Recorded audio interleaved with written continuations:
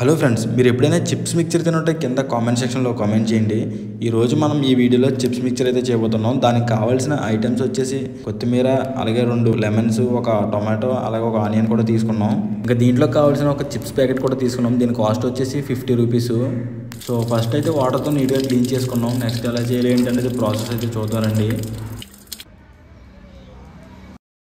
First అయితే onion తీసుకుని చిన్న చిన్న పీసెస్ కింద అయితే కట్ చేసుకుందాం.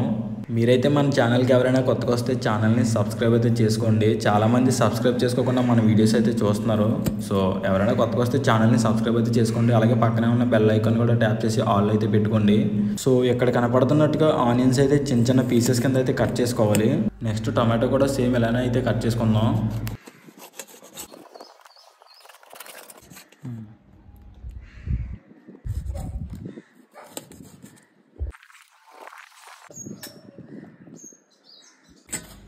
సో నెక్స్ట్ కొత్తిమీర కూడా చిన్న చిన్న పీసెస్ కింద అయితే కట్ చేసుకుని, అలాగే లెమన్స్ కూడా అయితే కట్ చేసుకోవాలి.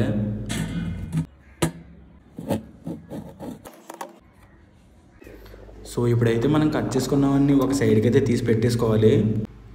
నెక్స్ట్ ఒక బౌల్ తీసుకుని దాంట్లో చిప్స్, అలాగే మనం కట్ చేసుకున్న ఆనియన్స్, లెమన్స్, టొమాటో ఇవన్నీ అయితే వేసి బాగా అయితే మిక్స్ చేసుకోవాలి.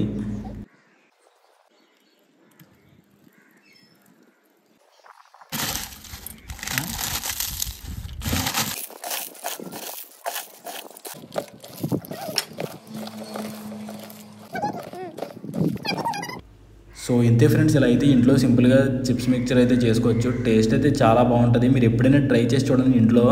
సో మన వీడియో మీకు నచ్చిందని అనుకుంటున్నా. అలాగే వీడియో నచ్చితే ఒక లైక్, షేర్, సబ్స్క్రైబ్ కూడా చేయండి. నెక్స్ట్ వీడియోలో మళ్ళీ కలుద్దాం.